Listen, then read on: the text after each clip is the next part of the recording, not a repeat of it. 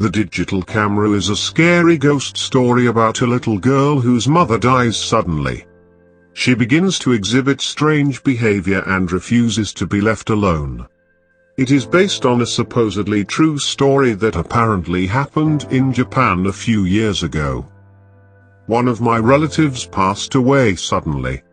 I never met the woman. She had a daughter who was 4 years old. The little girl's name was Yuki. Her father wasn't able to raise her on his own, so he asked my aunt to take care of her. The little girl refused to be left alone and never left my aunt's side. It started to become a problem. My aunt couldn't go anywhere without Yuki. She constantly needed attention. Even my aunt's own daughter started to get jealous. One day, my aunt told me she had to go out of town for a couple of days and asked if I would babysit the little girl for her. I said it would be my pleasure. I lived alone and I could do with some company. A few days later, my aunt dropped Yuki off at my apartment. As she was leaving, she took the little girl aside and said, "Yuki, please be good. Behave yourself." When my aunt was gone, I tried to talk to Yuki and play some games with her, but the little girl's behavior was very strange. She had a teddy bear tucked tightly under her arm and never let go of it. She never smiled. She never spoke. All she ever did was sit quietly in the corner and stare at the wall. It made me kind of uneasy. I was trying to find something that would entertain her. I had just bought a new digital camera and I decided to let Yuki play with my old one. When she saw the camera, her eyes that evening, I discovered how difficult Yuki was to deal with. Whenever I tried to leave the room, she started crying and screaming out my name. I couldn't leave her alone or she would create a huge fuss. She even insisted on going to the bathroom with me, which was very embarrassing. At bedtime, she refused to stay in the spare room and insisted on sleeping in my bed. I read her a bedtime story and after a while, I managed to get her to go to sleep. That was when I noticed her teddy bear. One of its legs was charred and blackened, as if it had been burned. It made me wonder. In the middle of the night, I was awoken by a strange noise. When I turned over, I saw that there was something wrong with Yuki.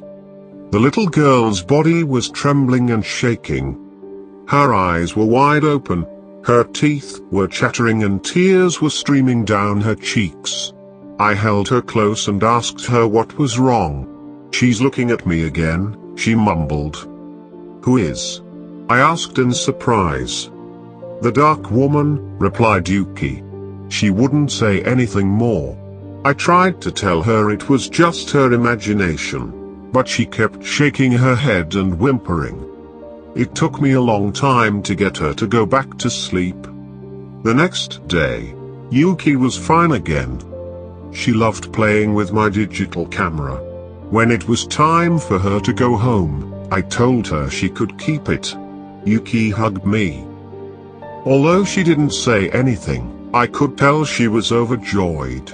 I dropped the little girl off at my aunt's house and stayed to have a cup of tea. My aunt thanked me for taking care of Yuki. We spent a while chatting at the kitchen table. "Poor little thing," said my aunt. "She hasn't said a word since her mother died." I couldn't contain my curiosity. "How did Yuki's mom die?" I asked. A strange look came over my aunt's face. "She died in a fire." "How did the fire start?" I asked. "Well," my aunt hesitated, unwilling to talk about it. "It's a very sad story. She committed suicide." Yuki's mother was a very troubled woman. She poured gasoline over herself and lit a match. She burned herself alive. "OMG!" I exclaimed. "How horrible."